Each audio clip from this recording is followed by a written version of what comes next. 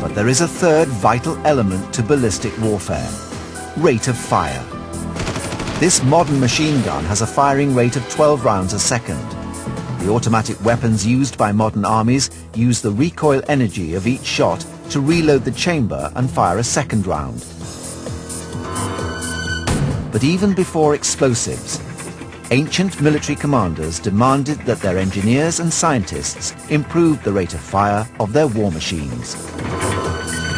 The simplest way to improve the firing rate was to use the soldier himself. The firing rate from a simple bow and arrow can be vastly improved with training. The bows are made of different materials, such as animal horn and sinew layered together to form a laminate. This means that as the bow is pulled, the energy is stored without the bow snapping.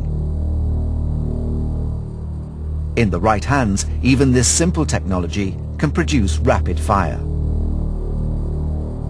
The Huns controlled a vast empire that came out of Central Asia in the 4th century AD. It swept across Europe. Conquered soldiers were amazed by the rapid fire of the Huns. For hundreds of years, the Huns' rapid-fire secrets have remained a mystery. But now, in modern-day Hungary, one man has resurrected the ancient art. Lajos Kassai is one of the world's leading archers and has developed through years of training to fire the bow to the same standards as the legendary lightning strikes of the Huns. The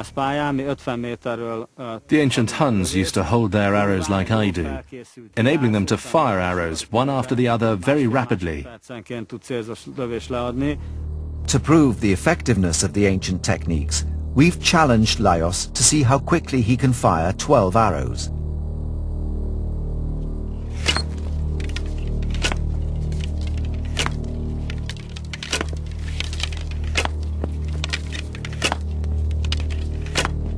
Lajos is able to hit every single moving target. 12 arrows in just 17 seconds. But the Huns had a second important resource, the horse. They were a mounted people who used their extraordinary horsemanship to execute lightning attacks and rapid battlefield maneuvers. The challenge now for Lajos is to replicate his rate of fire while galloping on horseback at 20 miles an hour.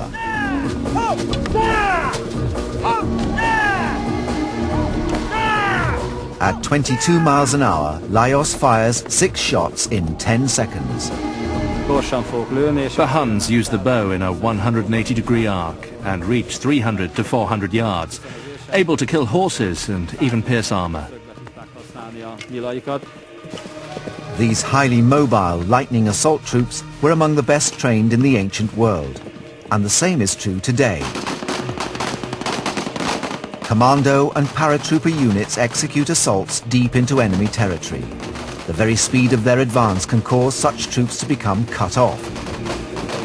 But even this was not a problem for the Huns' cavalry archers. By drawing the enemy toward me from behind, I can fire at them backwards.